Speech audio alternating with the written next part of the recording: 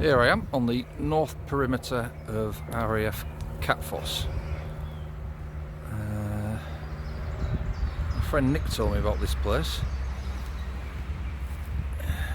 Amongst these weeds and bushes and nettles, there's a couple of small firing running trenches.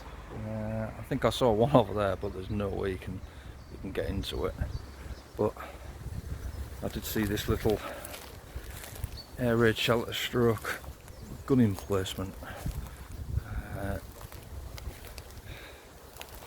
It's a bit cramped inside, but I'll try and get in and show you what's in there.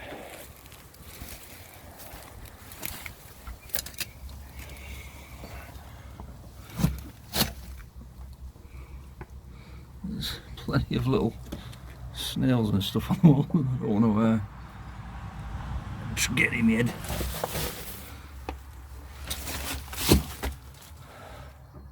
So it's tiny inside. I'm guessing it's been partially buried. And there's a little platform there for a gun mount.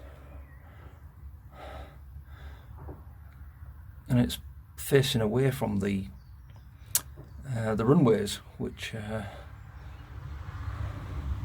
if you think that's facing east and the runways were running southwest, southeast and to the north behind me. And I thought the gun emplacements ordinarily point towards the runway because that's where the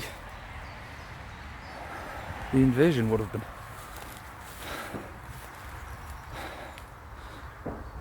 Anyway, I'm just off to find a couple of air raid shelters on Catfoss. Ciao.